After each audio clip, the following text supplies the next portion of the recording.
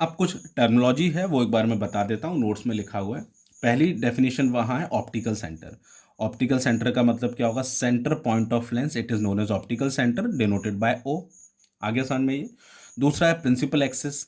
Principal axis क्या होगा? Imaginary line passing through two centre of curvature, एक और दो, दोनों सेंटर ऑफ कर्वेचर से पास होने वाली इमेजनरी लाइन। ठीक है, उसको क्या बोलेंगे हम? Principal axis. अभी ठीक है। प्रिंसिपल एक्सिस के बाद अपर्चर। अपर्चर हमने मिरर में पढ़ा हुआ था, मिरर में डायमीटर, उसको अपर्चर बोला था। अब यहाँ पर क्या है? एक स्फेरिकल पार्ट तो ये है और एक स्फेरिकल पार्ट ये है, means we have two spherical part and we will have two diameter also. तो इसमें अपर्चर हम कैसे बताएंगे? तो इसमें इफेक्टिव डायमीटर, इफेक्टिव मतलब इसका डायमीटर होगा और इसका डायमीटर, दोनों का इफेक्टिव डायमीटर, एवरेज डायमीटर, उसको हम क्या बोलेंगे? अपर्चर। फिर नेक्स्ट है फोकल लेंथ। फोकल लेंथ का मतलब क्या होगा? ऑप्टिकल सेंटर और प्रिंसिपल फोकस के बीच का डिस्टेंस, उसको हम क्या बोलेंगे? Focal length, denoted by small F. ये और एक इम्पॉर्टेंट चीज़ बच्चों ने न्यूमेरिकल्स में क्या किया हुआ है, प्रिंसिपल फोकस जो है उसको हम डिनोट किससे करते हैं? कहाँ लिखूँ? यहाँ लिख देता हूँ। प्रिंसिपल फोकस को डिनोट करते हैं कैपिटल एफ और फोकल लेंथ को स्मॉल एफ से। तो न्यूमेरिकल्स में उन्होंने फोकल लेंथ को कैपिटल एफ लिख दिया है। स्मॉल और कैपिटल का डिफरेंस आता है।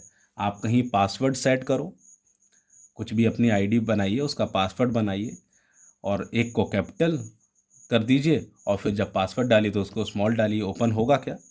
नहीं ओपन होगा, बंद रहेगी आपकी आईडी, ओपन ही नहीं होगी। तो फर्क पड़ता है इन दोनों से। आप अगर कैपिटल एफ की जगह स्मॉल एफ, तो अर्थ का अनर्थ हो गया। ये हमको नीचे फेंकनी है चीज़, आपने ऊपर फेंक दी, गड़बड़ हो गया सब। आपको कहीं ये ना लगे है तो एफ ही ना, स्मॉल कैपिटल क्या फ़र्क पड़ता है? तो फ़र्क पड़ता है इस चीज़ से। फ़र्क ये पड़ता है, ज़ीरो मिल जाएंगे मार्क्स इसमें।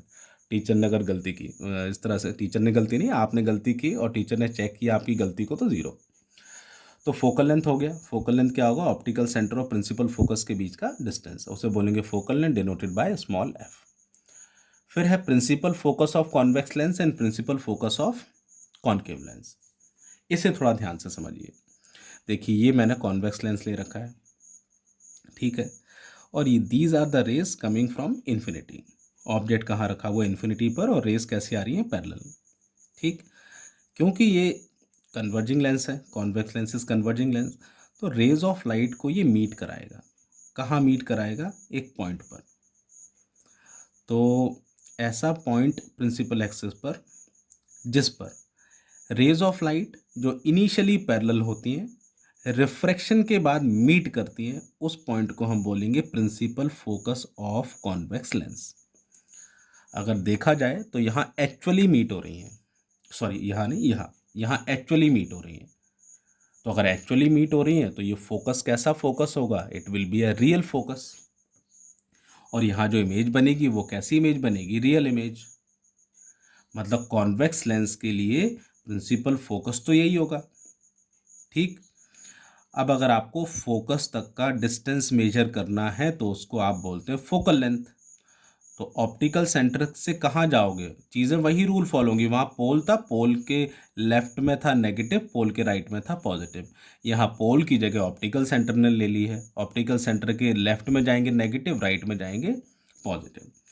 तो अगर राइट में हम जाते हैं तो ये प्रिंसिपल फोकस है, हमको यहाँ तक का डिस्टेंस मेजर करना है, तो आप राइट में जाएंगे तो ये प्लस होगा कि माइनस होगा? ये प्लस ही होगा ना, ऑप्टिकल सेंटर से राइट। इसलिए हम कॉन्वेक्स लेंस की फोकल लेंथ क्या लेते हैं? पॉजिटिव, जो कि मैंने स्टार्टिंग में ही आपको याद करा दिया था। कॉन्वेक्स लेंस चाहे मिरर, फोकल लेंथ पॉजिटिव। तो प्रिंसिपल फोकस हो गया ये इसका, किसका? कॉन्वेक्स लेंस का। फिर है कॉनकेव लेंस। ये कॉनकेव लेंस है हमारे पास, and these are the rays parallel to principal axis. अब ये पैरेलल आ रही है। अब ये तो डाइवर्जिंग लेंस है, इसने इसको क्या कर दिया? डाइवर्ज कर दिया। ये देखिए डाइवर्ज हो गई। अब डाइवर्ज हो गई तो इसको आप पीछे एक्सटेंड करोगे। मैं डॉटेड बना रहा हूँ, डॉटेड मतलब ये सब कुछ वर्चुअल होता है, रियल नहीं होता। और एक और रे ऑफ लाइट, ये भी डाइवर्ज, ये these two rays are not going to meet, तो हम इनको पीछे कंसिडर करेंगे। ये भी डॉटेड जा रही है, ये देखिए यहाँ मीट, मतलब हमको ऐसा लग रहा है these two rays of light are diverging from a point which is on principal axis, बस इसी को क्या बोलेंगे हम, principal focus of concave lens. तो principal focus of concave lens क्या होगा, it is a point on principal axis from which light ray originally parallel to principal axis appear to diverge after passing through concave lens। Concave lens से ये पास होने के बाद ऐसा लग रहा है हमको कि वो कहाँ से डाइवर्ज हो रही है, प्रिंसिपल फोकस से। और principal focus denoted by capital F. यहाँ पर ये है, ये F2 होगा और यहाँ पर ये है F1 होगा। अब फोकस तक का आपको डिस्टेंस मेजर करना है, ठीक है। तो ऑप्टिकल सेंटर के लेफ्ट में ही तो जाएंगे यहाँ पर हम, इसलिए कॉनकेव की फोकल लेंथ नेगेटिव। अच्छा एक चीज़ और, वो वीडियोस जो मैं आपके 5-5 मिनट के बना रहा था उसमें काफ़ी मुझे टाइम लग रहा है, मेरा एक दिमाग मेरा कैमरे पर ही रहता है, इसलिए मैंने थोड़ी सी लेंथ बढ़ा दी है। 5 से मैंने 10, 11, 12 मिनट कर दिए हैं। कुछ बच्चों ने बोला सर 10-15 मिनट से भी ज़्यादा नहीं होना चाहिए, तो 10 मिनट तो मेरे हिसाब से 10, 11, 12 मिनट आपके लिए सफिशेंट है, ठीक है। नहीं तो मुझे एक नज़र कैमरे पर रखनी पड़ती है, 5 मिनट हो भाई पॉज करो, बिल्कुल सतर्क रहो, तो मैं ये समझाऊँ आपको या वहाँ कैमरे पर नज़र रखूँ। तो अभी 10 मिनट तो सफिशेंट है, 10 मिनट के बाद मैं नज़र रखे होता हूँ उस पर। और कोई भी टॉपिक एक्सप्लेन करते हैं ना तो वो टाइम लगता है उसमें एक्सप्लेन करने में। तो ये हो गया हमारा कॉनकेव और कॉन्वेक्स लेंस के बारे में इम्पॉर्टेंट पॉइंट्स, नोट्स में लिखे हैं, आप इनको करेंगे। अब image formation by concave lens और कॉन्वेक्स लेंस हमको पढ़ना है, ठीक है। उसके लिए हमको क्या पढ़ने होंगे, रूल्स पढ़ने होंगे। क्या रूल हैं, जिस तरह से आपने मिरर में रूल पढ़े हुए थे, 4 रूल कॉनकेव के और 4 रूल कॉन्वेक्स के, वैसे ही लेंस में भी रूल होंगे हमारे पास। अब ये एक नोट है, factors on which focal length of lens depends. जो फोकल लेंथ है वो लेंस की किस पर डिपेंड करेगी। अगर सपोज मेरे पास ये कॉन्वेक्स लेंस हो गया और ये भी मेरे पास कॉन्वेक्स लेंस, समझाने के लिए बना रहा हूँ मैं बस, ये 2 कॉन्वेक्स लेंस मेरे पास, ठीक है। तो पहला जो फैक्टर है वो रिफ्रैक्टिव इंडेक्स, और रिफ्रैक्टिव इंडेक्स तो हम पढ़ चुके हैं। रिफ्रैक्टिव इंडेक्स का मतलब होगा ratio of speed of light into media, और मैंने लिटरल मीनिंग भी आपको बताया था, रिफ्रैक्टिव इंडेक्स जितना ज़्यादा उसमें स्पीड उतना कम होगी, उतना टाइम स्पीड को कम कर देगा। तो अगर मेरे पास ये कॉन्वेक्स लेंस है, सपोज उसका रिफ्रैक्टिव इंडेक्स 2 है और उसका रिफ्रैक्टिव इंडेक्स 3 है, ठीक है, इस समझाने के लिए ले रहा हूँ मैं। तो किस में स्पीड ज़्यादा डिक्रीज होगी, ज़्यादा डिक्रीज किस में होगी, थर्ड वाले में, मतलब जिसका रिफ्रैक्टिव इंडेक्स 3 है। तो अगर रेज ऑफ लाइट पैरेलल आ रही होंगी, ठीक है, तो स्पीड किस में ज़्यादा डिक्रीज होगी, इसमें। तो इसमें सपोज ये रेज ऑफ लाइट यहाँ मीट हो रही हैं, ठीक, इस वाले केस में ज़्यादा डिक्रीज होगी, तो ये जो पैरेलल रेज ऑफ लाइट हैं वो और जल्दी मीट कर जाएंगी, ठीक।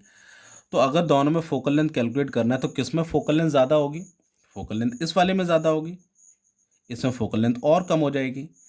तो रिफ्रैक्टिव इंडेक्स अगर ज़्यादा होगा तो फोकल लेंथ क्या होगी, कम होगी। देखिए, higher the refractive index shorter will be focal length.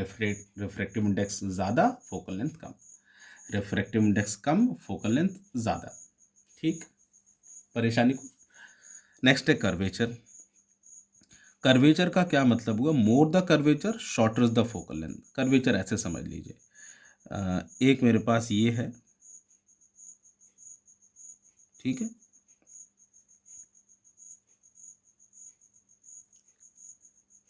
और एक मेरे पास ये है। मैं इसमें कर्वनेस की बात कर रहा हूँ, किसकी, कर्वनेस। तो मोर द कर्वेचर, इसमें कर्वनेस ज़्यादा है तो इसका फोकस तो यहीं आ जाएगा। इसमें कर्वनेस कम है तो इसका फोकस थोड़ा सा दूर रहेगा। So more the curvature shorter the focal length, इसका कर्वेचर ज़्यादा है, फोकल लेंथ कम होगी। इसका कर्वेचर कम है, कर्वेचर मतलब कर्वनेस, अगर मैं इस तरह से लेता हूँ तो ये कर्वनेस कम है, ये कर्वनेस ज़्यादा बढ़ती जा रही है, बढ़ती जा रही है, ये कर्वनेस इंक्रीज होती जा रही है। तो जितनी ज़्यादा कर्वनेस, जितना ज़्यादा कर्वेचर, उतना शॉर्ट फोकल लेंथ, ठीक है। और एक बहुत इंपॉर्टेंट चीज़, कुछ बच्चे इतना सिंसियरली होमवर्क सेंड करते हैं। कल मैंने वो एक व्हाट्सएप पर एक मैसेज भी देखा कि एक बच्चा है, हरीश करके कुछ नाम है उसका, वो राजस्थान में पहाड़ पर जाता है पढ़ने के लिए। आप लोग घर बैठे हैं, सारी व्यवस्थाएं घर पे आपकी हो रही है, नेटवर्क के लिए परेशान नहीं होना। You all are busy on WhatsApp, still some of the students are not sending homework sincerely. Simply वो वीडियो को देखते हैं और देखने के बाद सो जाते हैं। इस तरह से तो टेंथ की पढ़ाई होती है नहीं। अगर आप ऐसे सोचते हैं तो ऐसे टेंथ नहीं होती। आप लोग पहली बार आए हैं। इतने सारे बच्चे इतना शानदार तरीके से, निहारी श्रीवास्तव जो है, होमवर्क इतना जल्दी फर्स्ट होमवर्क उनका आता है, नीट एंड क्लीन, साफ सुथरा, सारा तैयार सबसे पहले। और भी बहुत सारे बच्चे हैं, कुछ के एग्ज़ाम चल रहे हैं तो अभी नहीं सेंड कर पा रहे हैं। स्तुति, कौशिक, तनिष्का वगैरह, नेहा, ये बहुत सारे बच्चे। तेजस सुरेखा जो 9th में उतना सिंसियरली नहीं पढ़ता था, अभी सिंसियरली होमवर्क सेंड कर रहा है। उत्कर्ष दीक्षित है, बहुत सारे बच्चे हैं, काफ़ी नाम भूल रहा हूँ, रुचि सप्रा वगैरह है, सौम्या है, इस तरह से। लेकिन बहुत सारे बच्चे अभी भी सो रहे हैं, तो ये ठीक बात नहीं है। पेरेंट्स आपके सारा पैसा खर्च कर रहे हैं आपके पढ़ने के लिए, उनको लग रहा है बच्चा हमारा पढ़ रहा है, वीडियो देख रहा है, होमवर्क भी सेंड कर रहा होगा। और अगर कुछ लोग आप में से ऐसा करेंगे तो ये ठीक नहीं है। आप लोग बाकी समझदार हैं। अब मैं इस तरह ऑनलाइन पर क्या आपको बोलूं, तो अपना होमवर्क आप सेंड कर लिए प्रॉपरली, बस यही है। होमवर्क प्रॉपर सेंड करेंगे तो 70 to 80% आपको वैसे भी तैयार हो जाएगा। ठीक है, तो ये हो गया हमारा, 12 मिनट हो गया, बंद करते हैं उसको, लेक्चर बढ़ जाएगा।